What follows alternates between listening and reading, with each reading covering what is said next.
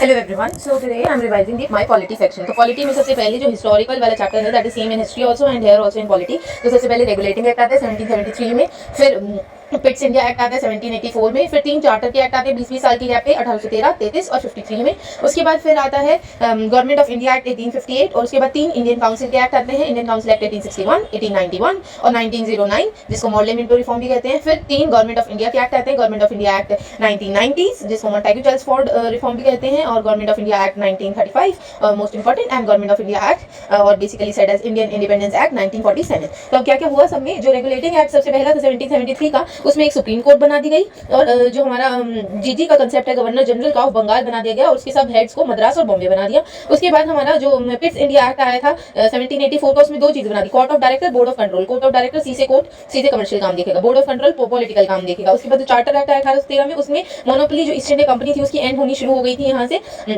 और फिर उसके बाद जो 1833 का एक्ट आया था उसमें सबसे पहली बार जीजी ऑफ बंगाल को जीजी ऑफ इंडिया बना दिया गया था, governor general of the whole India, and सबसे पहला विलियम बेंटिंक बना था। सबसे पहले जीजी ऑफ बंगाल बेन हेस्टिंग बना 1775 में, और 1833 में फर्स्ट जीजी ऑफ होल इंडिया वो विलियम बेंटिक बना।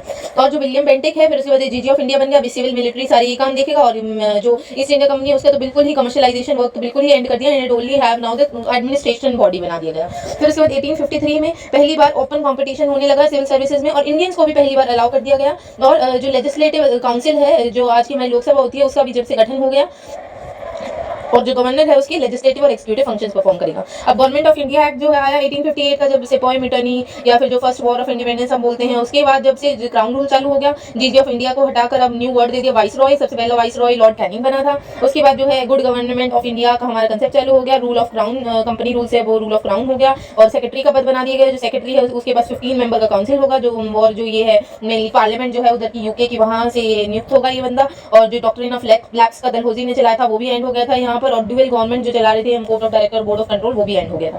फिर जब इंडियन काउंसिल एक्ट आया पहला, तो इंडियन काउंसिल एक्ट में 3 इंडिया के लोग नॉमिनेट किए गए लेजिस्लेटिव काउंसिल के लिए, दिनकर, बनारस का राजा और पटियाला का महाराज, इन 3 लोगों को अपॉइंट किया गया। और उसके बाद जो इंडियन काउंसिल एक्ट 1861 था वहाँ से हम पोर्टफोलियो और ऑर्डिनेंस को भी आने लगा था, portfolio system and ordinances viceroy ला सकता था। 1892 वाले में बजट को भी डिस्कस करना स्टार्ट कर दिया, लेकिन सप्लीमेंट्री क्वेश्चन नहीं पूछ सकते थे, और इलेक्शन वर्ड यूज नहीं किया, नॉमिनेशन था।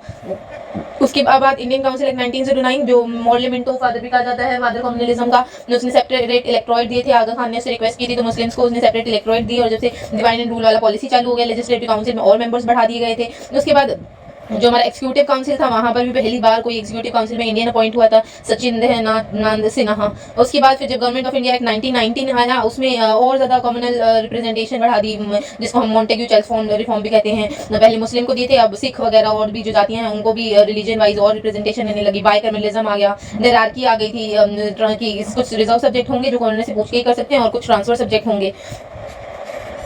इसके अलावा वोटिंग राइट्स भी दे दिए गए थे। तो बाइकैमरलिज्म था, कम्युनल रिप्रेजेंटेशन और हाई कमिश्नर ऑफ इंडिया बना दिया था, और सेंटर स्टेट के रिलेशन भी क्रिएट कर दिए गए थे। फिर उसके बाद गवर्नमेंट ऑफ इंडिया एक्ट 1935 आया, तो गवर्नमेंट ऑफ इंडिया एक्ट 1935 में बाइकैमरलिज्म तो था ही, अब जो हायरार्की है उसको सिर्फ सेंटर तक ही रखा था, और फ्रेंचाइजी वोटिंग राइट को और थोड़ा बढ़ा दिया गया था, और डिप्रेस्ड क्लास को जो है उनको भी अब women, ST, schedule caste, labour, इनको भी इनकी सीट अलग से रिजर्व करने लगे। सीट रिजर्वेशन नहीं, मतलब उनके लोग उन्हीं को वोट करेंगे, ये मतलब होता है सेपरेट इलेक्टोरेट का, कॉमन वोटिंग नहीं होगी। इसके अलावा प्रोविंशियल ऑटोनॉमी, जो प्रोविंसेस थी उनको ऑटोनॉमी देने की बात की गई थी, और आरबीआई का गठन हुआ था और फेडरल कोर्ट का गठन हुआ था। फिर उसके बाद आता है इंडियन इंडिपेंडेंस एक्ट 1947 जो हमारे राज्य को इंडिपेंडेंट और सॉवरेन स्टेट का दर्जा देता है। इसके अलावा अगर बात करें सोर्सेज की, तो ब्रिटिश से हमने क्या क्या लिया, ब्रिटिश से हमने parliamentary form of government, rule of law, single citizenship होगी, रिट का कंसेप्ट और सिटीजनशिप वगैरह, स्पीकर का होगा, ये सारी चीजें हमने ब्रिटिश से ली। अमेरिका से क्या ली, fundamental right, independent judiciary, impeachment या रिमूवल ऑफ जजेस, जुडिशियल रिव्यू,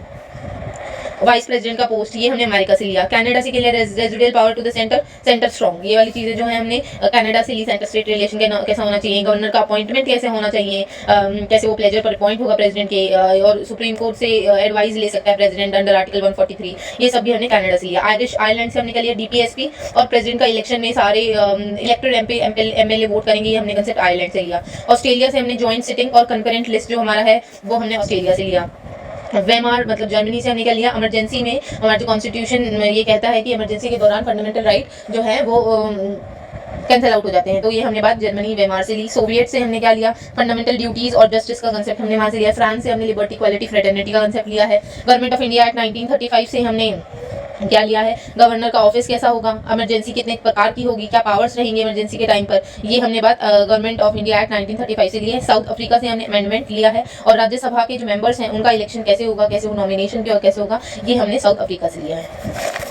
इसके बाद बात आती है कि हमारा कॉन्स्टिट्यूशन कैसा है। हमारा कॉन्स्टिट्यूशन लेंथीएस्ट है, हमारा कॉन्स्टिट्यूशन रिटन कॉन्स्टिट्यूशन है। एलिफेंटियन साइज है। एलिफेंटियन साइज क्यों है, क्योंकि हमारे कॉन्स्टिट्यूशन में geographical factors, historical factors, single constitution for the whole country है। हमारे कॉन्स्टिट्यूशन में जब बना था तो 395 आर्टिकल थे और अभी कितने हैं, 470 आर्टिकल। पहले 8 शेड्यूल थे, अभी 12 शेड्यूल है। पहले 22 पार्ट थे, अभी 25 पार्ट्स हैं। इसके अलावा हमारा जो स्ट्रक्चरल पार्ट है कॉन्स्टिट्यूशन का वो 1935 के एक्ट से लिया है। फिलोसफिकल पार्ट हमने अमेरिका, फंडामेंटल राइट्स, आयरलैंड से डीपीएसपी, सोवियत यूनियन से फंडामेंटल ड्यूटी। पॉलिटिकल पार्ट हमने ब्रिटिश से लिया है, पार्लियामेंट्री सिस्टम वगैरह। अदर प्रोविजंस हमने जैसे joint sitting concurrent list Australia से, जर्मनी से इमरजेंसी वाला चीज, यूएसएसआर से फंडामेंटल ड्यूटी, फ्रांस से लिबर्टी, इक्वालिटी, फ्रेटर्निटी, अफ्रीका से अमेंडमेंट, राज्यसभा के इलेक्शंस, कनाडा से रेजिडुअल पावर वाला बात और सेंटर स्ट्रॉन्ग वाला बात लिया है। उसके अलावा जो हमारा कॉन्स्टिट्यूशन है वो रिजिड भी है, फ्लेक्सिबल भी है। रिजिड क्यों है, क्योंकि जो अमेंडमेंट्स हैं उनके लिए कॉन्स्टिट्यूशनल अमेंडमेंट के लिए स्पेशल मेजॉरिटी ही चाहिए। जब फ्लेक्सिबल कैसे है कि बहुत सारी ऐसी मेजॉरिटी है जो सिंपल मेजॉरिटी से काम चल जाता है।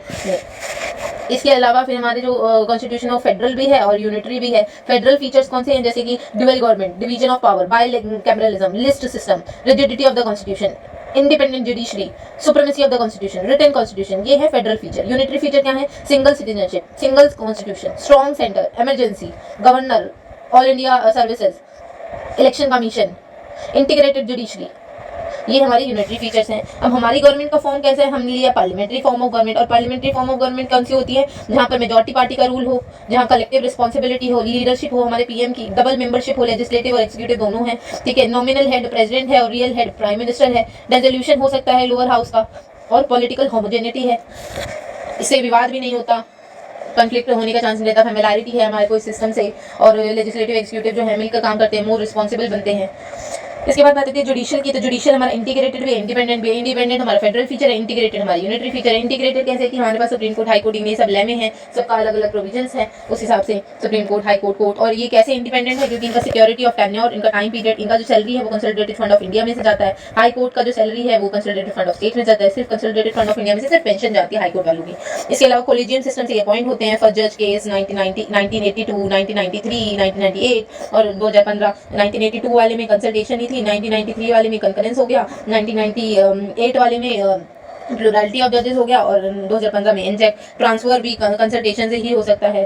तो ये हमारे फीचर्स हैं जो इसको जुडिशरी को इंडिपेंडेंट एंड इंटीग्रेटेड बनाते हैं। इसके बाद बात आती है कि हमारी कौन सा फंडामेंटल राइट हमारे 12 से 35 पार्ट 3 में आते हैं। राइट टू इक्वालिटी 14 से 18, राइट टू फ्रीडम 19 से 22, right against exploitation 23-24, right to freedom of religion 25 से 28, cultural and educational right 29-30, 32 for constitutional remedy. इसके बाद हमारा डीपीएसपी पार्ट 4 आर्टिकल नंबर 36 से 51 आयरलैंड से लिया है और not justifiable, not enforceable, welfare state के कंसेप्ट की तरफ इंस्ट्रक्शंस हैं। वेलफेयर स्टेट बनने के लिए स्टेट को ऑब्लिगेशंस हैं, इनको फुलफिल करें अपने वेलफेयर स्टेट का एम अचीव करने के लिए। 3 पार्ट में बात रखा है डीपीएसपी को, socialist, Gandhian, liberal, intellectual. Gandhian कैसे 36, 37, 38, गांधीयन कैसे 40 panchayat, 43 cottage industries, 43 B cooperative societies, 47 intoxicants नहीं लेने और 48 एग्रीकल्चर एनवायरनमेंट से रिलेटेड। लिबरल कैसे है 44 यूनिवर्सल सिविल कोड, 45 एजुकेशन से रिलेटेड, 48 एनवायरनमेंट और उससे एग्रीकल्चर से related, 49 50 separation of power, 51 international peace and harmony बनाने के लिए। Fundamental duty part number 4A article 51A स्वर्ण सिंह कमेटी और वर्मा कमेटी, इन्होंने 8 बोला था ले लो, वर्मा कमेटी ने लीगल उनको बनाने के लिए बोला था। असली में 42nd अमेंडमेंट 1976 से टोटल 10 ली और 86 अमेंडमेंट से एजुकेशन वाली 6 से 14 ईयर्स के लिए वो 86 अमेंडमेंट 2002 से ऐड किया। इंडिया सेकुलर स्टेट है, separation of religion and state है, स्टेट का कोई खुद का कोई रिलीजन नहीं है। Law is more superior than the religion, we have a passive theory we are following. Secular word जो है हमारे प्रीएम्बल में 42nd अमेंडमेंट से ऐड हुआ था। यूनिवर्सल एंड फ्रेंचाइजी हमारा नेक्स्ट फीचर है हमारे कॉन्स्टिट्यूशन का, जो ये कहता है कि वोट करने का हक को है और ये 61st अमेंडमेंट 1988 से article number 326 which make right to vote to be a constitutional right. ठीक है, वैसे तो लीगल राइट भी से बोलते हैं लेकिन constitutional right is a more broader term and उसके अंदर लीगल राइट आ जाता है। तो ऑप्शन अगर दोनों गिवन है तो take the constitutional right. Okay, then single citizenship हमें कनाडा वाले से हमने ये लिया है। इंडिपेंडेंट बॉडीज जैसे कि हमारे जो कॉन्स्टिट्यूशनल बॉडीज हैं like election commission, UPSC, state public service commission, CAG का office, controller and auditor general of India, या फिर financial commission. Okay, emergency provision 3 होती है, national emergency 352, state emergency 356, financial emergency 360। Third tier of government हमारा कौन सा है? Panchayat raj institution and urban local bodies.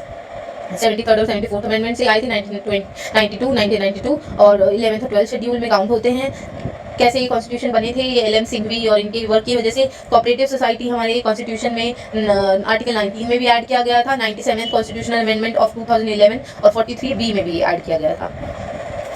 इसके बाद बात आती है हमारे शेड्यूल्स की। तो हमारे 12 शेड्यूल्स हैं। T years of old PM, T से टेरिटरी जो हमारी स्टेट की है, यूनियन टेरिटरी या कोई भी कब्जाई हुई टेरिटरी। सेकंड शेड्यूल ई से एमुलमेंट्स एंड सैलरी। किस किस की सैलरी आएगी? प्रेसिडेंट की, गवर्नर की, स्पीकर की, डिप्टी स्पीकर की, चेयरमैन की, डिप्टी चेयरमैन की और जजेस की। तो सब ऊपर वालों क्या रही है? मॉनिटर्स की, प्रेसिडेंट, गवर्नर, स्पीकर, चेयरमैन और जजेस। थर्ड शेड्यूल TEO, ओ से ओथ, ओथ एंड अफर्मेशंस। तो ए से अफर्मेशंस और ओथ। तो कौन लेगा अफर्मेशन और ओथ? MP, MLA, जजेस और कैग। ठीक है, क्योंकि जो प्रेसिडेंट है वो तो ओथ किसके आगे लेगा? तो जज के आगे लेगा, गवर्नर भी जज के आगे ओथ लेगा, CGI जो होगा और CG ऑफ हाई कोर्ट जो होगा। और स्पीकर वगैरह लेते नहीं है वो, स्पीकर चेयरमैन। बच्चे जज लेते हैं वो, कैग मेंबर्स भी लेते हैं, MP MLA भी लेते हैं वो प्रेसिडेंट के आगे लेगा MP ओथ और MLA CM के आगे लेगा ओथ। CM नहीं, सॉरी, गवर्नर के आगे और MP प्रेसिडेंट के आगे लेगा। ठीक है। फोर्थ शेड्यूल किससे रिलेटेड है? R से राज्यसभा की सीट्स, राज्यसभा की जो सीट्स एलोकेशन होती है। फिफ्थ शेड्यूल O से S से शेड्यूल एरियाज, O से अदर शेड्यूल एरियाज। ठीक है, तो TEAR and then SO for fifth and sixth schedule. तो फिफ्थ शेड्यूल में schedule areas and schedule tribes आते हैं जो ट्राइबल एडवाइजरी काउंसिल 20 मेंबर्स की बनाते हैं। और ये कौन डेजिग्नेट करते हैं कि कौन सा एरिया शेड्यूल एरिया है, शेड्यूल ट्राइब है, प्रेसिडेंट डेजिग्नेट करता है। Six schedules also deal with the tribal areas, but other than the states which are mentioned in the fifth schedule, actually the sixth schedule mainly includes the states like ATMM, Assam, Tripura, Meghalaya, Mizoram. Assam के लिए governor decides and for other 3 president decide and autonomous district बनाई जाती है जिसमें total 30 members होते हैं, 26 elected, 4 nominated. 7th schedule deal with the list. 3 list है, union list, state list, concurrent list. Union list में भी 100 टॉपिक्स हैं, स्टेट लिस्ट में 61 है, पहले ज़्यादा थे, वहाँ से 5 टॉपिक शिफ्ट करके education, forest, weights and measures 3 तक को शिफ्ट कर दिया कंकरेंट लिस्ट में और 52 बना दिया वहाँ पे। 8 शेड्यूल में टोटल 22 लैंग्वेजेस आती हैं, स्टार्टिंग में 14 थी, अब 22 हो रखी हैं। कब ये चेंज आया? सबसे पहले 1967 में एक लैंग्वेज 21st अमेंडमेंट से सिंधी ऐड करी गई। 1992 में 3 लैंग्वेजेस 71st अमेंडमेंट से कोंकणी, मणिपुर, नेपाली ऐड करी गई और 2003 में 92nd कॉन्स्टिट्यूशनल अमेंडमेंट से 4 ऐड करी गई, बोडो, डोंगरी, मैथिली, सेंथल और 96 कॉन्स्टिट्यूशनल अमेंडमेंट से ओडिया ऐड करी गई 2011 में। तो और पहले से कौन सी थी प्रेजेंट ऑलरेडी, जैसे कि हिंदी, उर्दू, संस्कृत, नेपाली, असामीज, बंगाली, डोगरी, गुजराती, कश्मीरी, कोंकणी, मलयालम, मणिपुरी, मराठी, तमिल, तेलुगु, ये सारी मेंशन थी।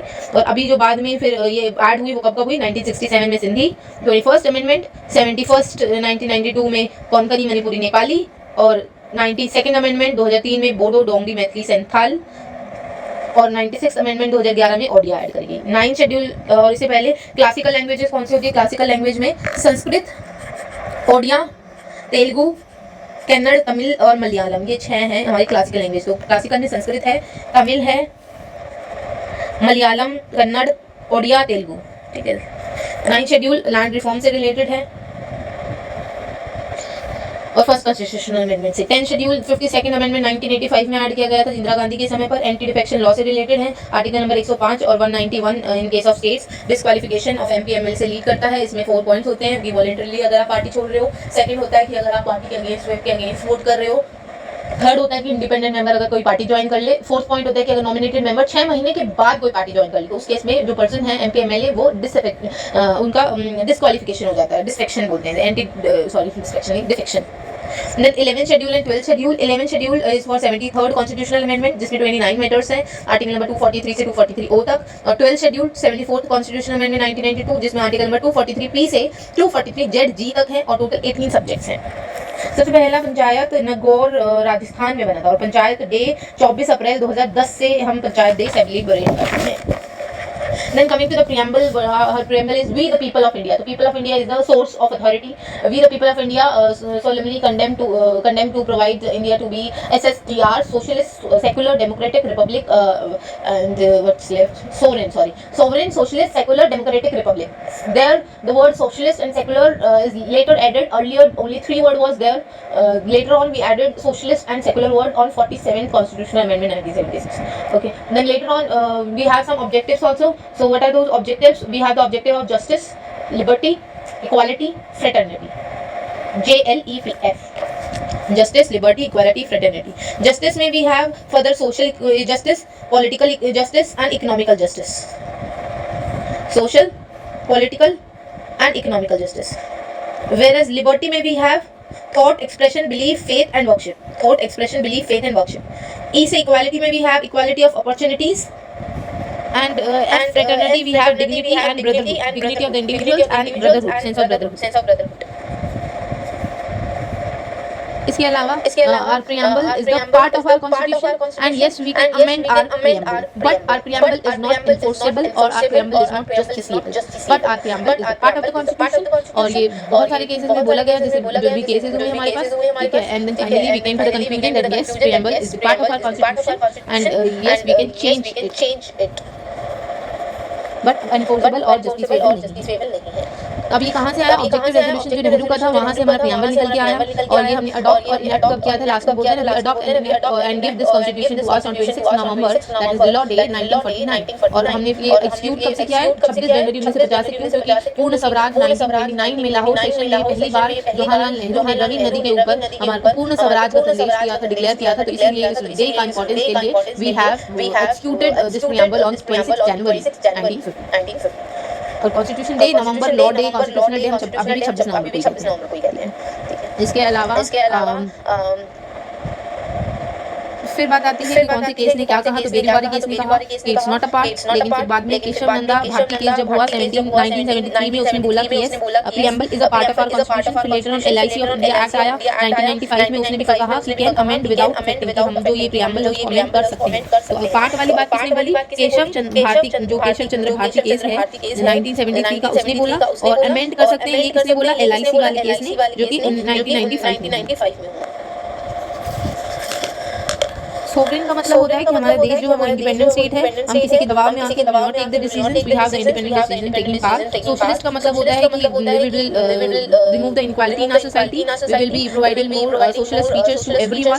Secular means the law is more than the religion, and state don't have its own religion. For the state all the religion are equal for the state. So this is secular. Democratic means we elect our leader by the public, and the leader work for the public, for the people, by the people, to the people. And there are also some rights provided to the citizens, and there are some checks over the state. Republic का मतलब होता है कि there is no monarchy or hereditary system. The head of the state is there, our president. He used to handle our state rather than a monarchical or a hereditary system. Justice means which is taken from USSR, social, economical and political. Liberty is taken from the liberty, equality, fraternity is taken from the French Revolution, from France. Thought, expression, belief, faith and worship. Preamble is the head basically of the whole constitution. पूरा उसमें base यहीं पर है, constitution maker का mind यहाँ पर reflect होता है. इंडेक्स है. इसके बाद बात आती है human rights territory, article 1 to 4. इसमें बात होता है कि जो हमारा भारत है, India, that is union of states, federal in nature but unitary in spirit. In this union of destructible state, there is no right to secede. There is no agreement between the states and the center. And our territory of India means territory of the states, union territory, and the territories which are equated by the government of India. इसके बाद article 1 तो यही सब समझाते हैं territory Bharat की है कौन सी. आर्टिकल 2 ये बताता है कि अगर हमें कोई एडमिशन या एस्टैब्लिशमेंट करना है न्यू स्टेट का, एडमिट न्यू स्टेट और establishment of the new state, तो वो आर्टिकल 2 में आती है. Article 3 includes the internal adjustment which need the prior permit of the president. और आर्टिकल 3 में क्या आता है, जैसे अगर कोई एरिया है, नेम है या फिर कोई बाउंड्रीज है, उनको एडजस्ट करना है, उनका कोई न्यू नेम रखना है या एरियाज को मिलाना है या सेपरेट करना है या फिर एरिया के साइज को घटाना है, बढ़ाना है, ऑल्टर करना है बाउंड्री को, तो हम इंटरनल एडजस्टमेंट बोलते हैं अंडर आर्टिकल 3. और पार्लियामेंट करेगी वैसे तो, लेकिन परमिट पहले प्रायर परमिट प्रेसिडेंट का लेना होगा. आर्टिकल 4 ये कहता है कि जो भी आर्टिकल नंबर 2 और 3 में हुआ है that will be done by simple majority, there will be no constitutional amendment. Then उसके बाद जो कमेटीज आई हैं, one was Dhar committee which was saying that on the basis of language the state should not be reorganised, so it rejected the concept. फिर उसके बाद जो JVP committee आई, जवाहरलाल वल्लभ भाई पटेल और इन सब ने मिलकर जो 1950 में कमेटी बनी, इन्होंने भी reorganisation on the language basis इन्होंने कैंसिल किया था पहली। फिर उसके बाद आई थी फैजल अली कमीशन, उसने फिर ये बोला कि जो first state reorganisation was carried out in the commission recommendation as per the language only, जब 1953 में आंध्र प्रदेश को अलग किया गया after making the state reorganisation 1976, जिसने 7th अमेंडमेंट भी लेकर आया, कॉन्स्टिट्यूशनल अमेंडमेंट। और फिर उसके बाद पहले उस टाइम पर हमारे पास स्टेट रीऑर्गेनाइजेशन कमीशन से पहले 14 स्टेट्स होती थी पहले, और अब 28 स्टेट्स हैं। पहले 6 यूनियन टेरिटरी होती थी, आज 8 यूनियन टेरिटरी। बात करें सिटीजनशिप की, तो सिटीजनशिप में आर्टिकल नंबर 5 से 11 तक आते हैं। 5 article domicile of in India की बात करता है। आर्टिकल 6 बताता है कि जो लोग migrated from Pakistan to India. Article 7 बात करता है migrated to Pakistan and then they came back. उसके बाद आर्टिकल नंबर 8 बात करता है कि जो रेजिडेंट इंडिया के बाहर रह रहे हैं, person with Indian origin, NRI वगैरह। आर्टिकल 9 बात करता है कि अगर कोई व्यक्ति someone acquired citizenship of foreign land then they will be obviously removed from the citizenship because we follow the constitution based citizenship. Article 10 बात करता है कि जो लॉ हमारा पार्लियामेंट बनाते थे सिटीजनशिप अमेंडमेंट एक्ट 1965 वाला, तो वो लॉ कौन बनाने का पावर है, किसके पास है? पार्लियामेंट के पास है। आर्टिकल 11 बात करता है कि पावर ऑफ पार्लियामेंट क्या है। अब कैसे कैसे हम ले सकते हैं रेजिडेंशिप, वी कैन टेक रेजिडेंशिप रजिस्ट्रेशन से, नेचुरलाइजेशन से या इनकॉर्पोरेशन ऑफ टेरिटरी के द्वारा भी हम ले सकते हैं। अब हम कब खो देते हैं रेन्यूएशन, मतलब जब हम खुद से छो रहे हैं अपनी सिटीजनशिप। टर्मिनेशन मतलब हम दूसरे देश के ले लेंगे, आर्टिकल 9 जैसे कह रहा था, तो उस टाइम पे citizenship of India. Deprivation means if we do some fraud, if we disloyal to our government, if we fight from the side of the enemy country, then it is treated that then it is citizenship of India. Then coming to the fundamental rights are also called to be the Magna Carta of India. Article number 12 to 35, part number 3, it is taken from Bill of Rights from USA. The fundamental rights talks about the liberty and freedom which we are providing to our citizens. It also prevents the despotic or the tyranny rule of the government, उससे लोगों को बचाता है। Political democracy को बढ़ावा देता है। इसके अलावा to establish obligations on the state and liberty to the citizens.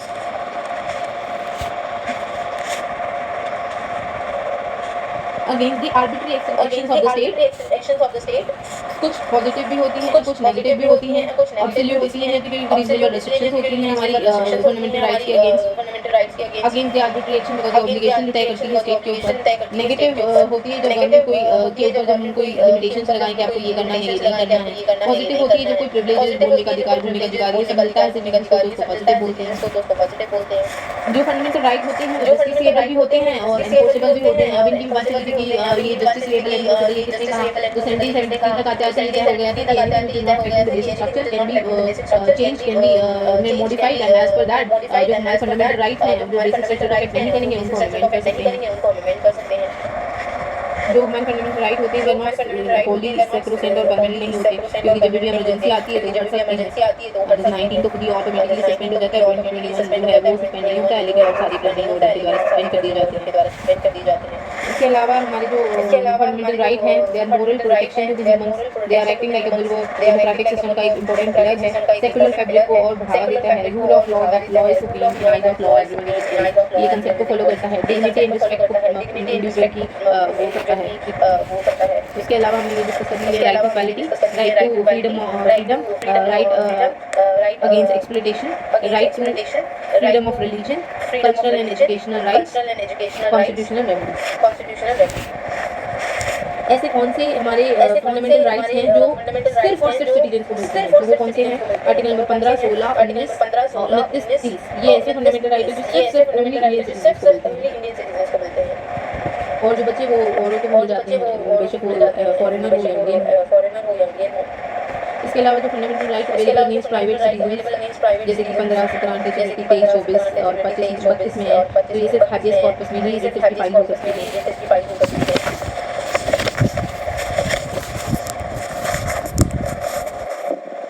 Continuing with the fundamental rights, so fundamental rights जो 12 है that talks about the definition of the state, central government, local bodies, other authorities, PSU वगैरह. Article 13 talks about कि जो law inconsistencies है related to the pre-constitutional और post-constitutional laws जो हैं, या बाद में कौन law की definition आएंगे कौन नहीं आएंगे.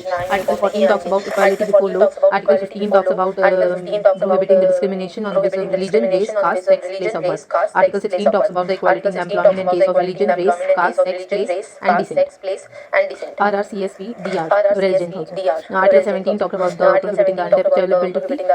Article 18 talks about the abolition of the titles. Article 19 talks about the six fundamental rights, freedom of speech and expression, assemble, association, movement, settle, profession. Article 20 talks about the conviction for offence. Conviction for offence is related protection in case of ex facto, self-incrimination, no double jeopardy. Article 21 deals with the life and personal liberty, protection of life and personal liberty. 21A talks about right to education. It was added in 86 amendment 2002 से 6 से 14 साल के बच्चों के लिए. Article 22 talks about the arrest and detention, preventive detention. 24 घंटे के आगे मजिस्ट्रेट के आगे प्रस्तुत करना है. ये right against exploitation 23 में to prohibit the trafficking of humans and the forced labor. 24 talks about the prohibiting of the child employment, freedom towards the religion. 25 to 28. 25 talks about the freedom to practice, propagate and profession. PPP. 26 talks about the management of religious affairs. 27 talks about freedom to not to pay any tax over the religion. Article 28 talks about the religious instructions or religious worksheets in the education institutions. It should not be there in the government funded institutions. Then 29 and 30 deals with the cultural and educational rights. 29 deals with the language, script and culture, LSC, and protection of language, script and culture of the minorities. And 30 talks about the administration and establishment of education institutions for minorities. 31, which is no more a fundamental right, that was related to the property. फिर उसके बाद property में ही 31A was added. 31A saving of laws जो acquisition से related है state को. 31B जो एक्ट्स एंड रेगुलेशंस के बारे में बताते हैं. 31C जो ऐसे saving the laws which having certain directive principle. 31D anti national activities को रिस्पेक्ट करने के लिए अपील करने के लिए है.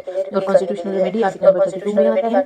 कौन सी होती हैं हमारी जो constitutional remedy heart and soul है हमारी डेट्स. कौन सी डेट्स हैं जैसे कि सबसे पहली है habeas corpus. You may have the body of against any private and public authority के अगेंस्ट इशू होता है जब अनलॉफुल डिटेंशन है. मेंटेनेंस में भी कमांड किसके अगेंस्ट? पब्लिक बॉडी, गवर्नमेंट या कोर्ट या ट्रिब्यूनल के अगेंस्ट. फिर इसके बाद प्रोहिबिशन मींस लोअर कोर्ट को प्रोहिबिट करना from any particular case. The order means judicial और क्वासी जुडिशियल के अगेंस्ट. सर्टियरी मतलब quash the orders of the judicial और the lower court related to private authority public. There are some criticisms also there for the fundamental right. जो fundamental right होते हैं कि fundamental right में there is no social and economic right. Excessive reasonable restrictions are there making fundamental right not to be absolute. Then there is no much clarity in some of the points or weaknesses there. और suspend हो जाते हैं fundamental right during emergency 19 को automatic और 2021 को छोड़कर बाकी सारे suspend हो जाते हैं by the president order under article 59. Preventive detention वाला केस और no consistent philosophy. Then talking about the DPSP part number 4 36 से 51 आर्टिकल में आती है. आइलैंड के लिए नोबल फीचर है. कंसाइंस है हमारे कॉन्स्टिट्यूशनल वेबन ऑफ ने कहा था. बी एम्बेडकर ने कहा था कि नोबल फीचर है. DPSP directive principle for state policy idols हैं. ये इंस्ट्रूमेंट ऑफ इंस्ट्रक्शंस से लिया गया है. वेलफेयर स्टेट की तरफ बढ़ने के लिए स्टेप्स हैं. ना ही जस्टिसेबल है ना ही इम्पोसिबल है. 3 प्रकार में डिवाइडेड है. सोशलिस्ट, गांधीयन और लिबरल. सोशल और इकोनॉमिक जस्टिस और हमारे स्टेट का वेलफेयर करना DPSP का मेन एम है. सोशलिस्ट आर्टिकल कौन से हैं जैसे कि article number 38 related to the welfare of the people. And then article number 39 related to the LRWPHC.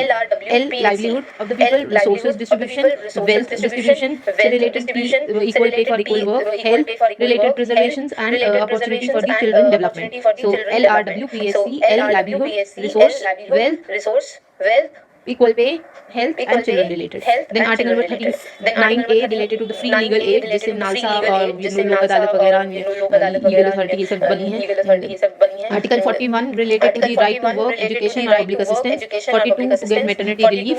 43 related to the living wages. 43A related to the participation of workers in the industries. कब add हुआ था 42nd amendment से. 42nd amendment से article number 39 भी add हुआ था. LRWPHC livelihood, resource, wealth, equal pay, health, children development वाला. और 39A जो free legal aid वाला ये भी 42nd amendment से ऐड हुआ था. 43A participation of workers in management ये भी 42nd amendment से ऐड हुआ था. 47 related to the prohibition of intoxicants. Gandhian कौन से हैं? गांधीयन जो ड्रीम्स थे गांधी के 40 panchayat. 43 living wages. Living wages. 43B cooperative society was added in 97th amendment 2011 से जो ऐड हुआ था 43B। 46 talk about the scheduled caste and scheduled tribe and tribal weaker sections का एजुकेशन से related 0 to 6 years. 0 to 6 years।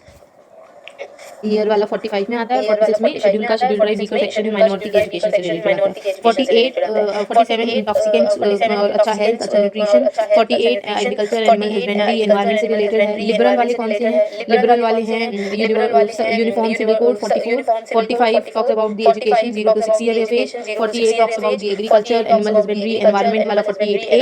49 related to the protection of monuments heritage culture. 50 talks about separation of judiciary from the executive. 51 talks about the promotion of international peace and harmony. Fundamental duty बात करें तो part 48 article 51A USSR से inspired होकर source है Swaran Singh committee. 42nd amendment से 10 fundamental duties आई। 36 amendment से एक fundamental duty आई। जो हमारा ड्यूटी है वो कौन सी पहली बात तो ना इन्फोर्सेबल है ना ही जस्टिसेबल है। हमारे नेशनल फ्लैग नेशनल एंथम को प्रोटेक्ट करना उसको प्रमोट करना। National struggle sovereignty unity and integrity. Third fourth national services render करना। फिफ्थ हार्मनी एंड ब्रदरहुड को प्रमोट करना। सिक्स्थ रिच हेरिटेज को ऑफ हमारी कंट्री को प्रोटेक्ट प्रिजर्व करना।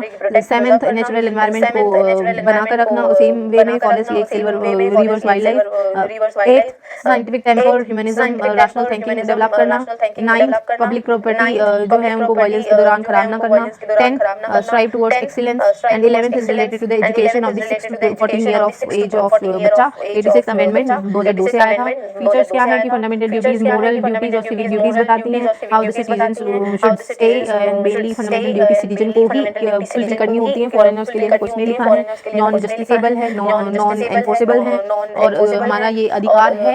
जो भी सारे अधिकार मिले हैं हमें दूसरों के अधिकार को हानि नहीं पहुंचाना है। ये हमारी ड्यूटी है कि किसी और की जो राइट्स हैं उनको हम हानि ना पहुंचाएं उनको डिस्ट्रॉय ना करें। ये हमारी ड्यूटी है। जैसे टैक्स पे करना टैक्स पे करना is not a legal duty but indirectly we do that otherwise penalty pay करनी पड़ेगी। तो इवन जो वर्मा कमेटी आई थी उसने कहा भी तो लीगल बना दो। और इवन 7 सिंह कमेटी ने जो 8 सजेशन दिए थे फंडामेंटल ड्यूटी का उसमें एक टैक्स वाला भी था हमने वो नहीं ऐड किया। क्रिटिसिज्म ये है कि ड्यूटी जो है वो बहुत वेग एम्बिगियस है और जो ड्यूटीज हैं उनका इंपॉर्टेंस ये है कि वो कंसाइंस डेवलप करती है लोगों में anti national anti social activities से के अगेंस्ट है इंस्पिरेशन लाती है लोगों में।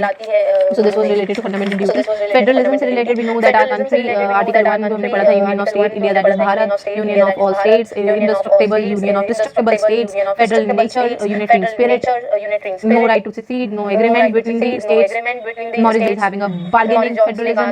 ग्रेविन ऑस्टिन ने कहा था कोऑपरेटिव फेडरलिज्म। ग्रेविन ऑस्टिन ने कहा था कि वी हैव क्वासी फेडरलिज्म। तो फेडरल फीचर्स हमने पहले भी डिस्कस कर लिए थे dual polity bicameralism list system independent judiciary supremacy of the constitution written constitution rigid constitution and unitary के फीचर हैं strong centre single constitution single citizenship flexibility of the constitution integrated judiciary all India services election commission governor all India services elections commission governor residuary power in the hands of the centre residuary power. अब बात आती है हमारी executive की। तो सबसे पहले union executive part number 5 article number 52 से 78 union executive includes the president prime minister vice president council of minister attorney general of India. President 35 साल का होना चाहिए सिटीजन होना चाहिए लोकसभा के लिए क्वालिफाइड होना चाहिए और ऑफिस ऑफ प्रॉफिट उसका नहीं होना चाहिए।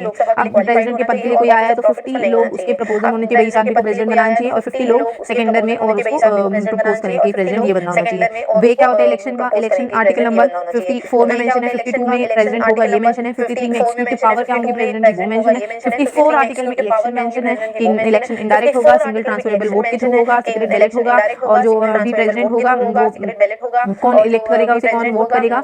सारे elected MP and MLA also MLA of mainly Delhi and Puducherry only जो हमारी यूनियन टेरिटरी है सिर्फ वहीं की और दूसरे भी स्टेट्स के सारे लेकिन यूनियन टेरिटरी में सिर्फ दिल्ली और पुडुचेरी के देखना चाहते हैं। ठीक है तो इलेक्टेड वाले ही खाली वोट करेंगे। ओथ किसके आगे लेगा प्रेसिडेंट वो चीफ जस्टिस ऑफ इंडिया के आगे लेगा। ऑल एमएलए का वोट ऑल एमपी के इक्वल होता है लेकिन एक सिंगल एमएलए का सिंगल एमपी से आप कंपेयर नहीं कर सकते। अब अगर इसके खिलाफ कोई केस करना प्रेसिडेंट के खिलाफ तो कोई क्रिमिनल केस नहीं हो सकता when he is under the power और लेकिन जो सिविल प्रोसीडिंग अगर कोई चलानी है तो 2 मंथ का नोटिस देकर चला सकते हैं। प्रेसिडेंट का टर्म 5 साल का होता है रीअपॉइंटमेंट अलाउड है। अगर प्रेसिडेंट को ओथ लेना है तो chief justice of India resign करना है तो वाइस प्रेसिडेंट को अपना लेटर देके जाएगा लेकिन रेजिग्नेशन के अलावा उसका इंपीचमेंट भी हो सकता है। इंपीचमेंट आर्टिकल नंबर 61 के अनुसार होगा on the grounds of violation of the constitution. अब कैसे होगा 100 लोग लोकसभा के 50 लोग राज्यसभा के मॉनिटर के पास जाएंगे स्पीकर चेयरमैन के पास 14 दिन का नोटिस निकलेगा, एक बॉडी बनेगी, फिर वो फाइनली तय करेंगे, इन्वेस्टिगेट करेंगे, फिर इन्वेस्टिगेशन के बाद if the president is found guilty तो उसके बाद फिर पार्लियामेंट से स्पेशल मेजोरिटी फोर्थ जो है 2/3 ऑफ टोटल मेजोरिटी वहां से वो पास होगा पार्लियामेंट से। एंड अगर वो पास हो जाता है देन प्रेसिडेंट जो है इवन अगर वो अपने आप को दोषी नहीं मांगता है तो president can even reappear in Rajya Sabha again, whereas जो अटॉर्नी जनरल ऑफ इंडिया है आर्टिकल 76 के अनुसार उसे रिक्वेस्ट कर सकता है कि please represent my case in the court also, ऐसा भी हो सकता है, please represent my case in the court also, ऐसा भी हो सकता है। देन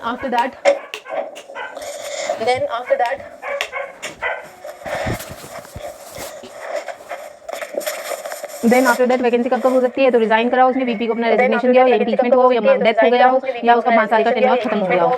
इसके बाद जो अब प्रेसिडेंट के पास पावर क्या है अपॉइंट और रिमूव करने के लिए, तो ये अपॉइंट करता है यूपीएससी के सारे हेड को, यूपीएससी, प्राइम मिनिस्टर को, अटॉर्नी जनरल ऑफ इंडिया को, कैट को, जजेस को, सुप्रीम कोर्ट, हाई कोर्ट दोनों के, गवर्नर, इलेक्शन कमिश्नर और चीफ इलेक्शन कमिश्नर।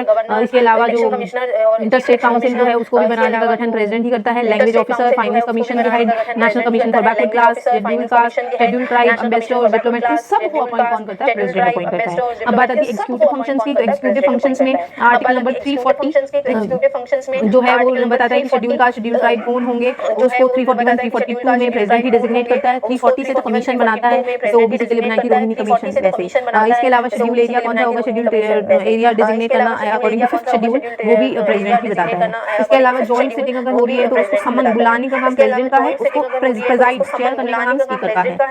इसके अलावा प्रेसिडेंट समन करता है हाउस को जब पहली बार वो जनरल इलेक्शन के बाद मिलते हैं 86 आर्टिकल के हिसाब से, और कोई हर नॉर्मल सेशन के बाद जब एक ब्रेक के बाद मिलते हैं तो 87 के अनुसार चेयर करता है। और प्रोरिव्यू मतलब प्रोरोगेशन भी बोलते हैं, पार्लियामेंट प्रेसिडेंट के पास ये पावर होती है कि सेशन एंड करना है, कि बजट सेशन खत्म हो गया है, मॉनसून सेशन खत्म हो गया है या एंड ऑफ किसी सेशन डिक्लेयर करना है, that is called prorogation, that is also done by the president. जो जनरल इलेक्शन के बाद होता है वो 86 है, और एवरी ईयर की शुरुआत में जो समन करता है वो 87 है।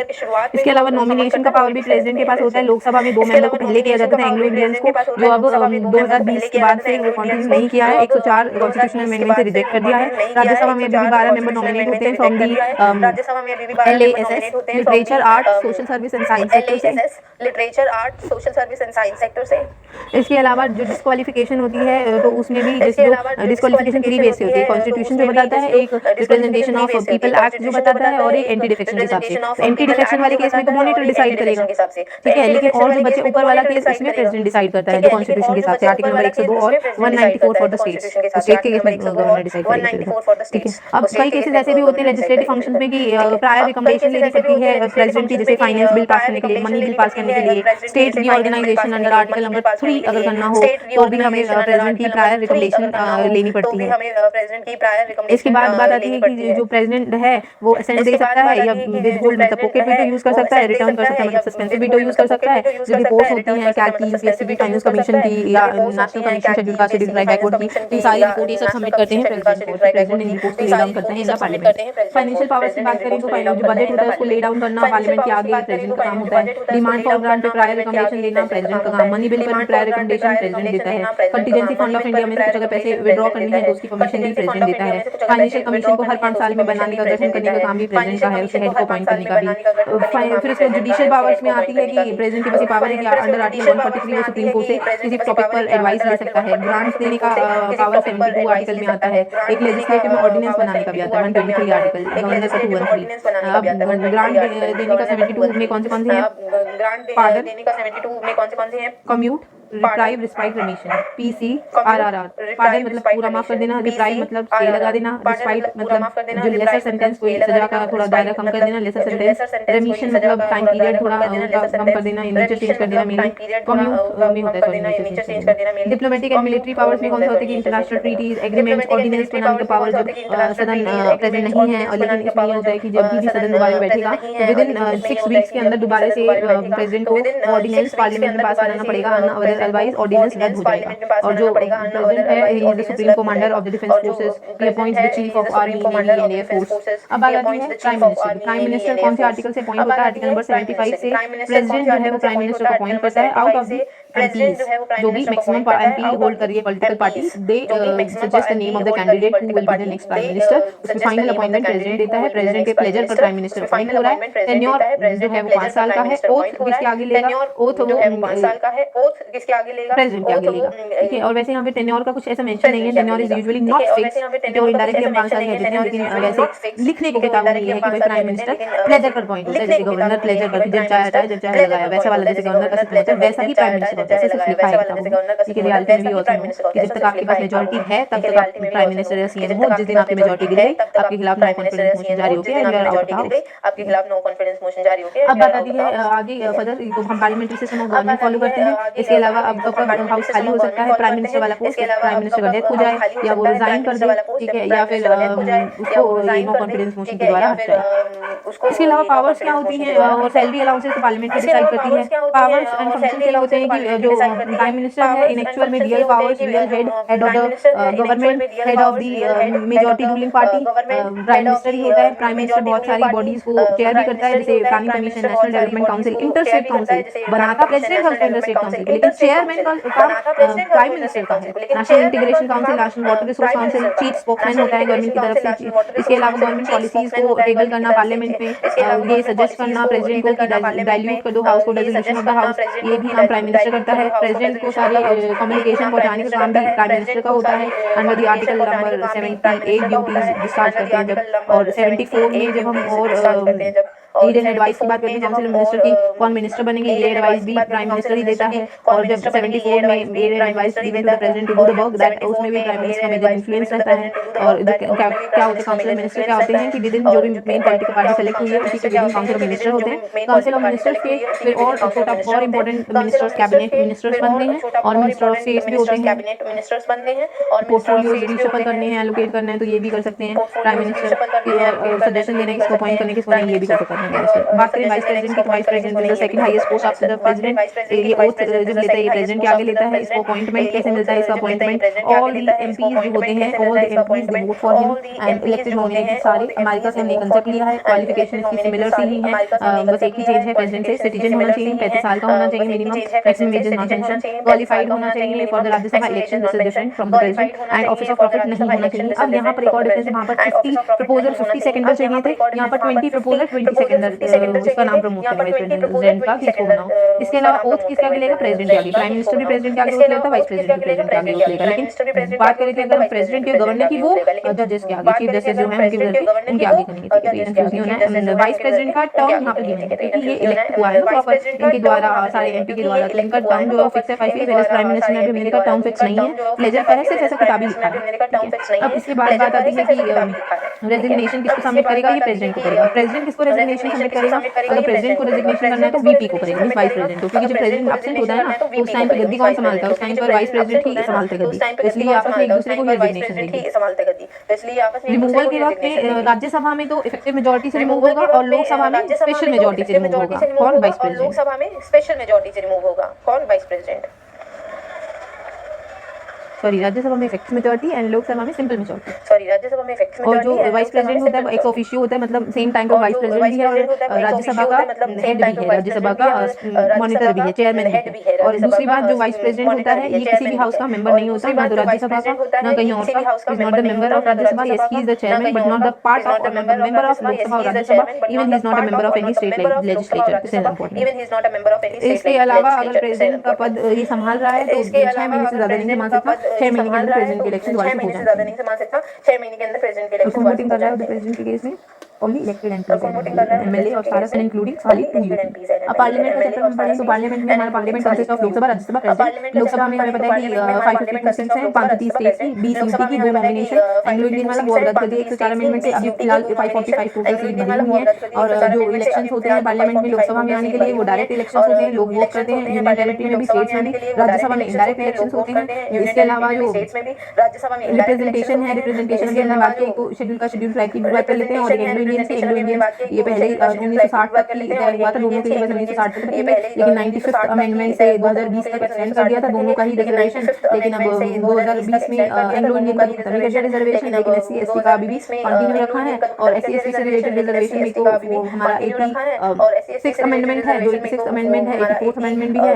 और 86 अमेंडमेंट ये कहते हैं कि 2001 का सेंसस फॉलो होगा रिजर्वेशन देते वक्त। 95th अमेंडमेंट कहती है कि 2020 तक रिजर्वेशन कंटिन्यू कर दो। 104 अमेंडमेंट रिसेंट वाली कहती है एंग्लो इंडियन वाली रिजर्वेशन बंद कर दो, लेकिन SC ST की चलने दो। इसके अलावा सेंसस का ऑल्सो फॉलो होता है, जब डिलिमिटेशन होता है, जब कॉन्स्टिट्यूशन को टेरिटोरियल कॉन्स्टिट्यूएंसीज को बांटा जाता है, उस टाइम पर 84th अमेंडमेंट ने कहा था 1997 का फॉलो कर लो सेंसस, लेकिन 87th अमेंडमेंट ने कहा कि 2001 का सेंसस फॉलो कर लो सेंसस, लेकिन 87th अमेंडमेंट ने कहा कि 2001 का सेंसस फॉलो कर लो। इसके बाद अगर टर्म की बात करें, पार्लियामेंट की टर्म 5 ईयर की होती है, प्रेसिडेंट उसको डिसॉल्व कर सकता है। अगर प्रेसिडेंट प्राइम मिनिस्टर उसे एडवाइस करे तो प्रेसिडेंट उसको डिसॉल्व कर सकता है। अगर हम क्वालिफिकेशन की बात करें तो एक बंदा सिटीजन होना चाहिए, 25 साल का होना चाहिए, और उसके पास अदर क्वालिफिकेशंस होनी चाहिए पार्लियामेंट ने जो बोली हो, और he should be a registered इलेक्टर उस पर्टिकुलर कॉन्स्टिट्यूएंसी का, तो ही वो लोकसभा का मेंबर बन सकता है। राज्यसभा के लिए क्या है, क्वालिफिकेशन सिटीजन होना चाहिए, 30 साल का होना चाहिए, जो पार्लियामेंट ने कोई क्वालिफिकेशन बताई तो वो उसमें होना चाहिए, रजिस्टर्ड इलेक्टर होना चाहिए किसी पर्टिकुलर कहीं का भी कॉन्स्टिट्यूएंसी का, रजिस्टर्ड इलेक्टर होना चाहिए किसी पर्टिकुलर कहीं का। अब बात आती है डिस्क्वालिफिकेशन की, तो 3 वे में हो सकता है, या तो डिस्क्वालिफिकेशन आरटीआई एक्ट के अनुसार हो सकता है, या तो एंटी डिफेक्शन के अनुसार हो सकता है, या फिर कॉन्स्टिट्यूशन के हिसाब से। कॉन्स्टिट्यूशन के हिसाब से अगर होगा तो जब कोई बंदा अगर ऑफिस ऑफ प्रॉफिट हो, उसका अनसाउंड माइंड हो, इंसॉल्वेंट हो जाए, सिटीजन ना हो, अंडर एनी लॉ डिस्क्वालिफाइड हो, और रिप्रेजेंटेटिव ऑफ पीपल एक्ट 1951 कहता है कि अगर कोई बंदा गिल्टी हो, इलेक्टोरल ऑफेंस कर दिया, उसने इंप्रिजनमेंट हो गया, उसे कोई इलेक्शन एक्सपेंसेस जो भी बढ़ा दिए 95 और 70 लाख कुछ कर दिया दूसरे के लिए, स्टेट्स के लिए 70 और 95 फॉर द लोकसभा, तो वो अगर उनको ओवररीच कर रहा हो तो डिस्क्वालीफाई हो जाएगा। ग्राउंड ऑफ डिफेक्शन जो 52nd अमेंडमेंट 1985 में इंदिरा गांधी के टाइम पे 10th शेड्यूल में एंटी डिफेक्शन लॉ ऐड किया गया था, तो उसमें जो 4 प्रोविजन है कि वॉलंटरी गिव अप कर दे, पार्टी के विप के अगेंस्ट वोट कर दे, एब्सटेन फ्रॉम वोटिंग, और इंडिपेंडेंट मेंबर कभी पार्टी ज्वाइन कर ले, नॉमिनेटेड मेंबर 6 महीने के बाद कोई पार्टी ज्वाइन कर ले तो एंटी डिफेक्शन लॉ लग जाएगा। एंटी डिफेक्शन लॉ को डिसाइड कौन करता है, मॉनिटर डिसाइड करता है, स्पीकर और chairman, depends on the house.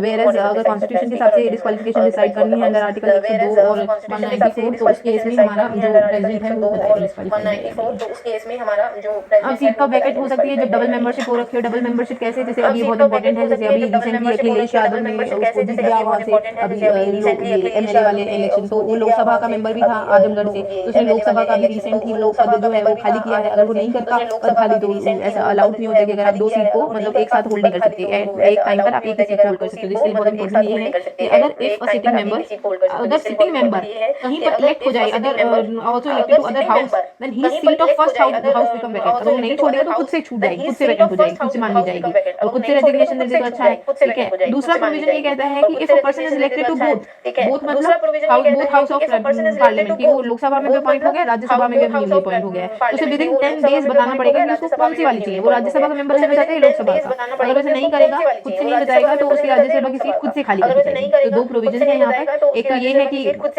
Elected अगर दोनों हाउस में हो गया है पार्लियामेंट में, तो एक हाउस का इंटीमेट करना पड़ेगा विदिन 10 डेज। अगर नहीं इंटीमेट किया तो राज्यसभा की सीट खाली रहेगी। और दूसरा पॉइंट ये है कि अगर कोई सिटिंग मेंबर, जैसे कि अभी ये अखिलेश यादव सिटिंग मेंबर था भी लोकसभा का, अब कहीं और भी इलेक्ट हो गया है ना, तो नई सीट जो उसको मिली है यूपी में भी एमएलए वाले इलेक्शन पे, तो अगर उसने खुद से ना रेजिग्नेशन देता तो खुद ऑटोमेटिकली उसकी जो पहली सीट थी लोकसभा वाली वो अपने आप रद्द हो जाती है। तो यहाँ पर 14 डे का कंसेप्ट है, 14 डे में बताना होता है, खुद से कर दो जाता है, नहीं तो 14 डे का कंसेप्ट है, 14 डे में बताना होता है, ठीक है। डबल मेंबरशिप है। इसके अलावा डिस्क्वालिफिकेशन से भी सीट खाली हो सकती है, या फिर रेजिग्नेशन दे दे, रेजिग्नेशन देखो मुझे अखिलेश यादव के हुआ ना, उसने स्पीकर को मॉनिटर को गया लोकसभा के मॉनिटर के पास, ओम बिरला के पास, उसको अपना रेजिग्नेशन दिया लोकसभा के मॉनिटर के पास, ओम बिरला के पास, उसको अपना। इसके अलावा अब्सेंट हो जाए अगर कोई एमपी एमएलए 60 दिन से ज्यादा, तभी भी उसको निकाल दिया जाता है, वो डिस्क्वालीफाई हो जाता है, वैकेंट हो जाती है उसकी सीट, या कोई भी और वॉइस केस डिस्क्वालीफाई हो जाता है, तो हो जाती है उसकी सीट, रिमूव कर सकते हैं। डेट ऑफ इलेक्शन कौन फिक्स करता है, प्रेसिडेंट फिक्स करता है। स्पीकर की बात अगर आती है तो स्पीकर जो है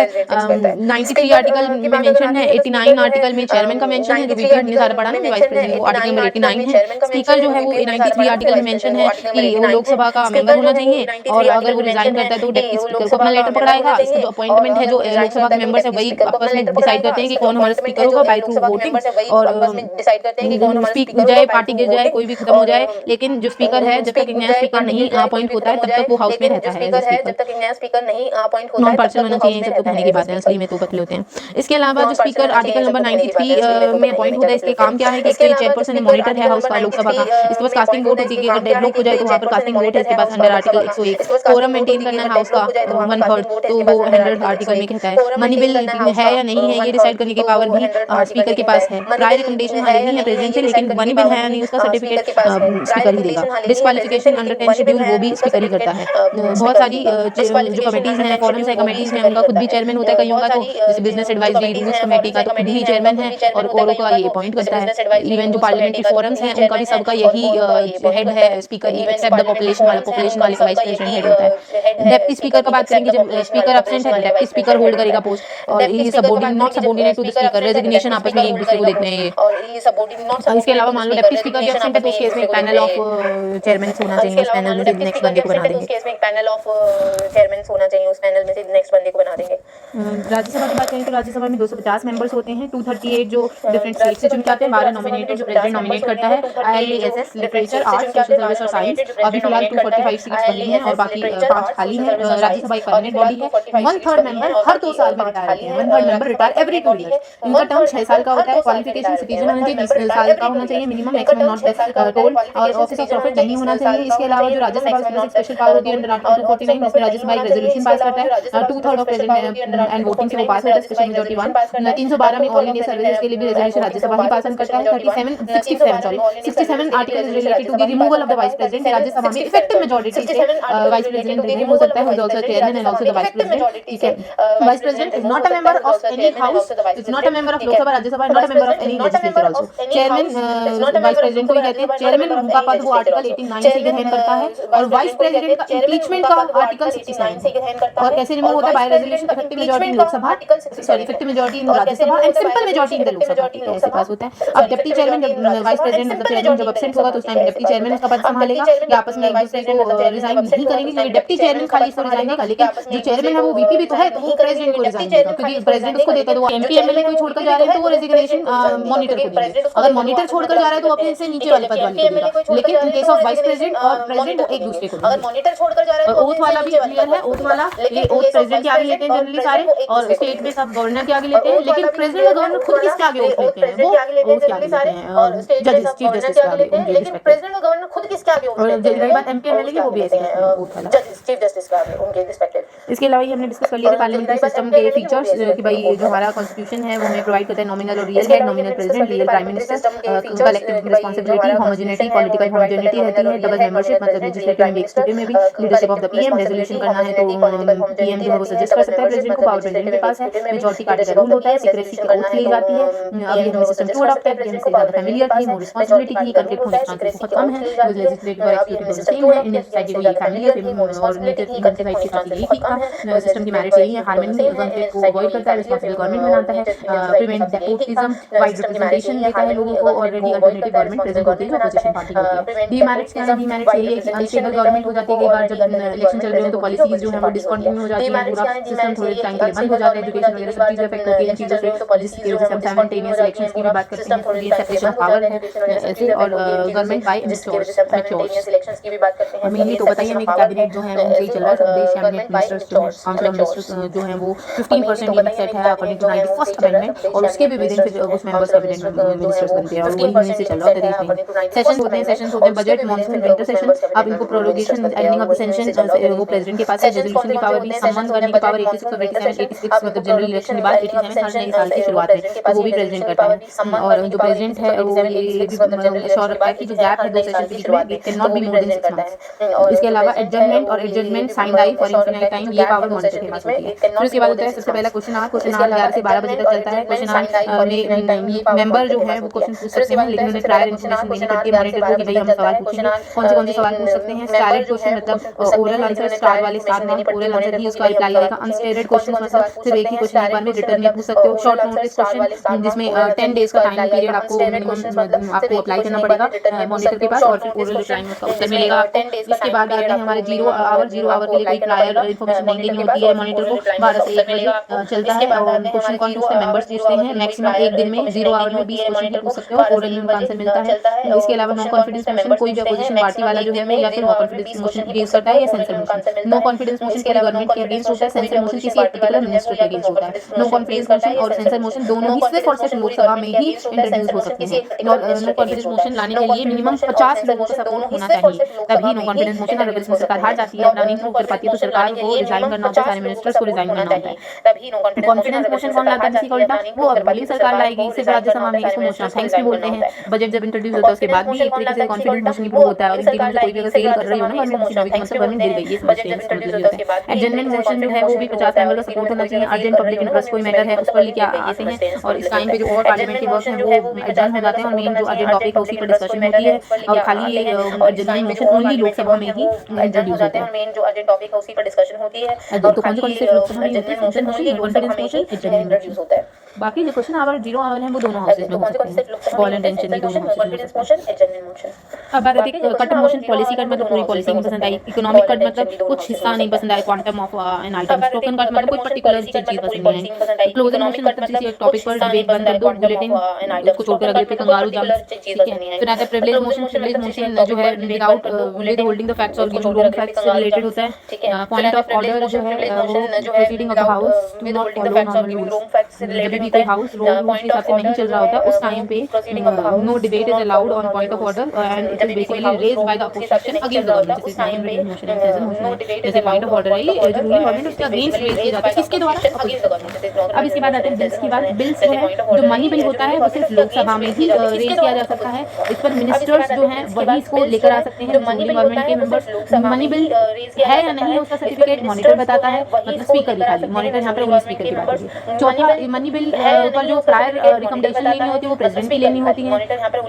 मनी बिल सिंपल मेजॉरिटी से पास होता है, राज्यसभा को 14 दिन दिए जाते हैं कि इसमें आप बता दो पसंद है या नहीं भी पसंद है तो रिटर्न का ऑप्शन भी क्या नाम है रिटर्न का ऑप्शन, लेकिन माने या ना माने लोकसभा पर डिपेंड करता है। और रही बात प्रेसिडेंट के पास रिटर्न का ऑप्शन नहीं, मतलब सस्पेंसिव वोटो नहीं है, या तो हाँ या ना, क्योंकि पहले पूछे ना प्रायर रिकमेंडेशन है तो ये मनी बिल से। कॉन्स्टिट्यूशनल अमेंडमेंट से रिलेटेड ये है कि कॉन्स्टिट्यूशनल अमेंडमेंट और मनी बिल ऐसे है जिसमें जॉइंट सिटिंग कभी नहीं बैठती, ना तो मनी बिल के केस में ना कॉन्स्टिट्यूशनल अमेंडमेंट। कॉन्स्टिट्यूशनल अमेंडमेंट कोई से भी हाउस में पहले स्टार्टिंग में रेज हो सकता है, कोई भी उसे ला सकता है, पब्लिक बिल या प्राइवेट मिनिस्टर्स और ये स्पेशल मेजॉरिटी से पास होता है। Constitutional amendment bill joint sitting नहीं होती है, प्रेसिडेंट जो है उसको प्रेजेंट देनी ही पड़ती है, उसके पास ऑप्शन ही नहीं है हाँ ना रिटर्न का कोई ऑप्शन नहीं, हैव टू देते हैं। इसके अलावा फाइनेंस बिल 1, फाइनेंस बिल जो 1 है मनी बिल 110 आर्टिकल, 117 में फाइनेंस बिल का article, constitutional amendment 368, special 3 special 4 जो 1 है मनी बिल 110 आर्टिकल। ये है क्या simple majority is 50% of the president, absolute majority मतलब 50% सिंपल मेजॉरिटी में 50% of president voting, absolute majority में 50% of the total strength, effective majority means 50%, लेकिन ऑफ द इफेक्टिव स्ट्रेंथ मतलब जो वैकेंट है पोस्ट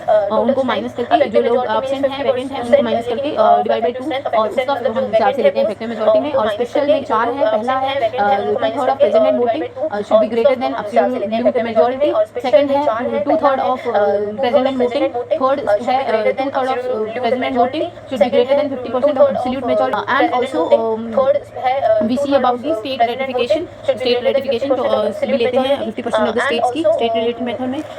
और special 4 is related to the 2/3 of total membership which is taken in case of president impeachment. बात आती है finance bill की ना, तो फाइनेंस बिल लोकसभा में ही आ सकता है, ऐसे कौन से बिल है जो सिर्फ लोकसभा में इंट्रोड्यूस हो सकते हैं वो है मनी बिल और फाइनेंस बिल, लेकिन जो सिर्फ और सिर्फ मिनिस्टर ही ला सकता है वो मनी बिल नहीं आ सकता है। फाइनेंशियल बिल को पब्लिक मिनिस्टर्स कोई भी ला सकते हैं, सिंपल मेजॉरिटी से पास होकर 6 महीने का समय दिया जाता है राज्यसभा को, और राज्यसभा के पास सारे ऑप्शन खुले हैं, रिजेक्ट वगैरह के रिटर्न के प्रेसिडेंट के पास भी सारे ऑप्शन खुले हैं। और प्रायर रिकमेंडेशन इसमें भी लेंगे, तो प्रायर रिकमेंडेशन 2 केस में प्रेसिडेंट की लेंगे, एक तो मनी बिल के केस में, एक फाइनेंस बिल के केस में। जॉइंट सिटिंग किस केस में नहीं होगी, एक तो मनी बिल के केस में, कॉन्स्टिट्यूशनल अमेंडमेंट के केस में। 2 केस में प्रेसिडेंट की लेंगे, राज्यसभा की इंपॉर्टेंस उसे नहीं दी जाएगी, कब मनी बिल के केस में 14 दिन में हाँ या ना बोला, नहीं भी बोले तो डजंट मैटर। और बाकी जो ऑर्डिनरी बिल है, फाइनेंस बिल 2 है, वो तो कोई भी हाउस में रेज हो, कोई भी प्राइवेट पब्लिक मिनिस्टर कोई भी लेकर आए, सिंपल मेजॉरिटी से जाए, राज्यसभा लोकसभा दोनों के पास इक्वल पावर, प्रेसिडेंट के पास खुली छूट, सस्पेंसिव लगा, पॉकेट लगा, एक्सेप्ट कर, रिजेक्ट कर, और लेकर आए सिंपल मेजॉरिटी से जाए, राज्यसभा लोकसभा दोनों के पास इक्वल पावर, प्रेसिडेंट के पास खुली छूट, सस्पेंसिव लगा, पॉकेट लगा, एक्सेप्ट कर, रिजेक्ट कर ले, इसको बोलते हैं एब्सोल्यूट रिजेक्ट कर दो, सॉरी इसको बोलते हैं एब्सोल्यूट, ठीक है। पब्लिक बिल और प्राइवेट बिल में ये फर्क होता है, पब्लिक बिल सिर्फ मिनिस्टर्स ही ला सकते हैं, रूलिंग पार्टी के 7 दिन का नोटिस टाइमिंग देना होता है, ये जो भी बिल लाएंगे वो कभी भी डिस्कस हो सकता है किसी भी दिन, एब्सोल्यूट नहीं होती है इनके केस में प्रेसिडेंट के पास। लेकिन प्राइवेट बिल में सिर्फ फ्राइडे को ही आ सकते हैं, 30 डेज का नोटिस देना होता है मेंबर को कि भाई मुझे ये टॉपिक डिस्कस करना है, वो भी अल्टरनेटिव फ्राइडे को ही डिस्कस होता है, और एब्सोल्यूट वीटो होती है प्रेसिडेंट के पास। इसके बाद बात आती है स्टेट लेजिस्लेचर की, जो स्टेट लेजिस्लेचर है वो पार्ट नंबर 6 में आती है, और आर्टिकल नंबर 168(2)(12) यूनिकैमरल भी होती है, बाइकैमरल भी होती है, 6 स्टेट जिनमें बाइकैमरल होती है वो कौन सी है, महाराष्ट्र, कर्नाटक, बिहार, उत्तर प्रदेश, तेलंगाना, आंध्र प्रदेश। पहले जम्मू कश्मीर में भी थी साथ ही, लेकिन अब है जैसे 370 हटा है और 35A आर्टिकल वगैरह हटे हैं, और अब यूपी बन रही है। बात आती है बाइकैमरल की, बाइकैमरल है अगर तो वहाँ पर जो है गवर्नर होगा, लेजिस्लेटिव काउंसिल होगी, लेजिस्लेटिव असेंबली होगी, legislative council means Vidhan Parishad, upper house second chamber, house of elder बोलेंगे, लेजिस्लेटिव असेंबली मतलब Vidhan Sabha, lower house, first chamber, popular house बोलेंगे। अब जो यहाँ पर जो लेजिस्लेटिव काउंसिल है वो कैसे बनती है या अबॉलिश होती है, वो आर्टिकल नंबर 169 के तहत जो स्टेट लेजिस्लेटिव असेंबली है वहाँ की, वो स्पेशल मेजोरिटी से पास करेगी, फिर पार्लियामेंट सिंपल मेजोरिटी से पास करेगी। अगर पास हो गए तो उसके साथ क्रिएट हो जाएगी, लेजिस्लेटिव अबॉलिश हो जाएगी। जैसे आंध्र प्रदेश में पहली थी, फिर अबॉलिश कर दी, फिर वेस्ट बंगाल भी कई बार डिमांड करता है कि हमारे यहाँ पे बनाओ लेजिस्लेटिव काउंसिल, क्योंकि ममता बनर्जी हारी गई थी तो वो सोच रही थी लेजिस्लेटिव काउंसिल बन जाए तो वो अपनी और मिनिस्टर जो नहीं घुस पाते हैं उनको वहाँ से घुसवा ले, ऐसा हमारे यहाँ पे बनाओ लेजिस्लेटिव काउंसिल। क्योंकि जो राज्यसभा के मेंबर्स होते हैं उनकी जो वोटिंग होती है तो जो MLAs होते हैं वही वोट करते हैं वोटिंग उधर पर्सन्स लाने के लिए राज्यसभा में। क्योंकि जो राज्यसभा के अब जो लेजिस्लेटिव असेंबली होती है उसमें मैक्सिमम 500 लोग हो सकते हैं, मिनिमम 60 लोग हो सकते हैं। ऐसा कुछ एक्सेप्शंस हैं, जैसे कि मिजोरम नागालैंड में 40 मिनिमम, नागालैंड में 46 मिनिमम, अरुणाचल सिक्किम गोवा में 30 मिनिमम, लेकिन बाकी और सब स्टेट के लिए minimum 60 maximum 500, minimum 60 maximum 500। Where legislative council के लिए मिनिमम 40 और maximum 1/3 of state legislative assembly, ये क्राइटेरिया है। 60 मैक्सिमम 500, मिनिमम 60 मैक्सिमम 500। वेयर और लेजिस्लेटिव दूसरी बात, यूजुअली जो सीट्स होती है उसमें एंग्लो इंडियन की भी रिजर्वेशन होती थी, लेकिन अब वो एंड हो गई। 104 में गवर्नर नॉमिनेट करता था। लेजिस्लेटिव काउंसिल में अभी भी है nomination, total 1/3 member local bodies vote करेंगे, 1/3 member state legislative assembly vote करेंगे, 1/6 गवर्नर नॉमिनेट करेगा from the class cooperative society, literature, art, social service, science, और 1/12 जो स्टूडेंट्स 3 साल का ग्रेजुएशन कोर्स कर चुके हैं वो 1/12 नॉमिनेट करेंगे, अपना वोट करेंगे, और जो बच्चे 1/12 उसको जो टीचर्स जिनको 3 साल का एक्सपीरियंस हो गया वो वोट करेंगे। अब यहाँ पर भी लेजिस्लेटिव काउंसिल भी परमानेंट हाउस होता है, टर्म वाइज 6 इयर्स की होती है, 1/3 रिटायर एवरी सेकंड ईयर, ये वाला प्रोविजन है। मेरे लेजिस्लेटिव असेंबली का टेन्योर 5 साल का होता है।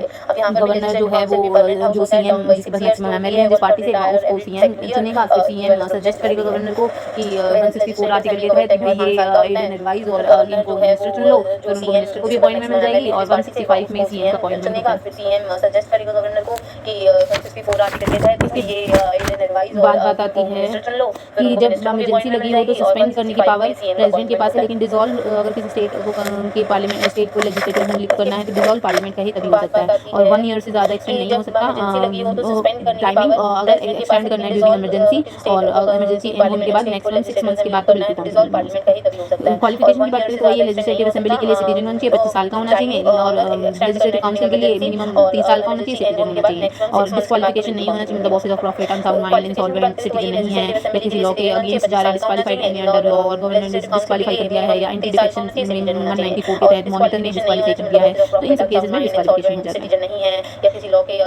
वैकेशन कब होगी सीट का? जब रेजिग्नेशन वो सबमिट कर दे, रेजिग्नेशन किसको? मॉनिटर को सबमिट करना है, ये जो MLA बने हैं, और एब्सेंस अगर 60 दिन से ज़्यादा एब्सेंट हो जाए या फिर रिमूवल हो जाए इनका नो कॉन्फिडेंस मोशन की वजह से, तो इन केसेस में सीट जो है खाली नहीं जाएगी। प्रेजाइडिंग ऑफिसर यहाँ पर भी वही होता है, असेंबली में स्पीकर और लेजिस्लेटिव काउंसिल में चेयरमैन, और अब यहाँ पर जो है चेयरमैन जो है अगर रिजाइन करते तो डिप्टी चेयरमैन को देगा अपना लेटर, सेम स्पीकर रिजाइन करता है तो डिप्टी स्पीकर को आपस में ये अपना रिजाइनेशन को देंगे, और जिनका अपॉइंटमेंट अमंग द मेंबर ही होगा वही वोट करेंगे। सम्मान करने की पावर, प्रोविगेशन की पावर यहाँ पर भी गवर्नर के पास ही है, और एडजमेंट या एडजमेंट साइन डाई की पावर मॉनिटर के पास है।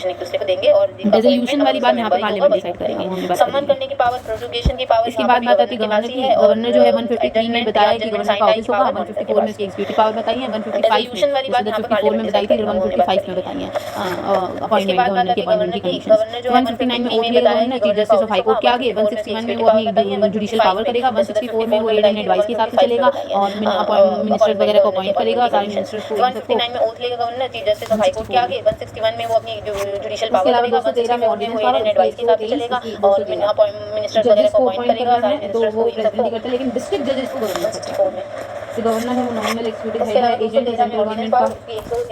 7 कॉन्स्टिट्यूशनल अमेंडमेंट ने कहा था कि गवर्नर 2 स्टेट्स को चेयर कर सकता है। अपॉइंटमेंट कैसे होता है गवर्नर का? By the president, by under government. Qualification क्या होनी चाहिए? 157 आर्टिकल बताता है कि जो गवर्नर है वो सिटीजन होना चाहिए, 35 साल का होना चाहिए, आउटसाइडर होना चाहिए, स्टेट से नहीं होना चाहिए, और ये कन्वेंशन में लिखा है, ये कॉन्स्टिट्यूशन में नहीं लिखा है, कन्वेंशन में लिखा है कि जो गवर्नर है वो आउटसाइडर होना चाहिए, और वो चीफ मिनिस्टर को कंसल्ट करके फिर भी अपॉइंट और ये कन्वेंशन में लिखा है, ये कॉन्स्टिट्यूशन में लिखा है, प्लेजर ऑफ प्रेजेंट उस बेसिस पे अपॉइंट होता है। सिर्फ उसी के केस में प्राइम मिनिस्टर की मेंशन नहीं था, प्लेजर मिनिस्टर को कंसल्ट करके रेजिग्नेशन वही प्रेसिडेंट किसको देगा रेजिग्नेशन?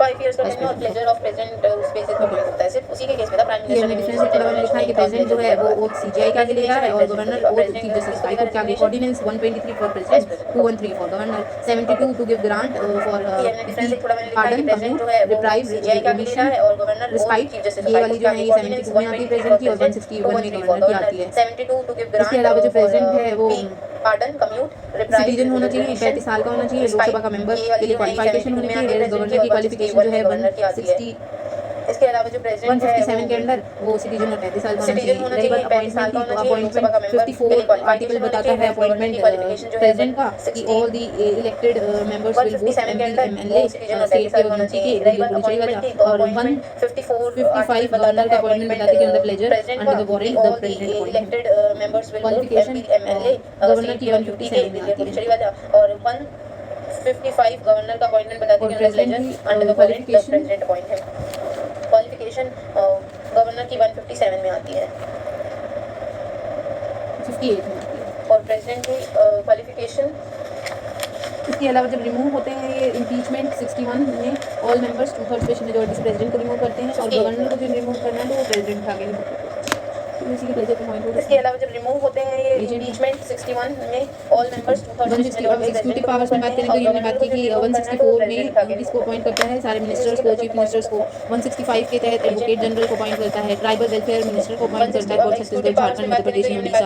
इसके अलावा state election commissioner, state public service commission, state finance commission, district court, chancellor of the university, state human right councillor, इन सबको अपॉइंट कौन करता है, इसके गवर्नर। अलावा इसके अलावा लेजिस्लेटिव पावर्स की अगर हम बात करें तो लेजिस्लेटिव पावर्स के अंदर कौन सी आती है, गवर्नर की सबसे पहली आती है कि प्रोरोगेशन, डेजोल्यूशन, प्रोरोगेशन करने का पावर और हमारी इसके अलावा गवर्नर के पास और लेजिस्लेटिव पावर्स की अगर हम बात करें डेजोल्यूशन गवर्नर भी कर सकता है काउंसिल ऑफ मिनिस्टर के सजेशन के बाद, बट पार्लियामेंट का सही चाहिए।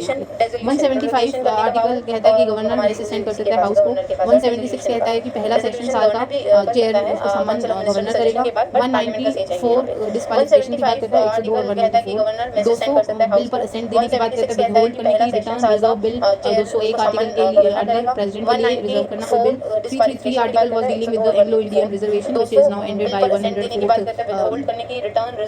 Constitutional amendment. 213 ऑर्डिनेंस से रिलेटेड है। ऑर्डिनेंस जो है वो जब भी सदन दोबारा बैठेगा, जब अपसेंट है ऑलरेडी चल रही है, उसके बाद दोबारा बैठेगा विद इन 6 वीक्स दोबारा कॉन्स्टिट्यूशनल अमेंडमेंट 213 ऑर्डिनेंस से रिलेटेड है। ऑर्डिनेंस जो है वो जब भी सदन दोबारा बैठेगा, अभी जब अपसेंट है ऑलरेडी चल रही है, उसके बाद जब वो दोबारा बैठेगा तो विद इन 6 वीक्स दोबारा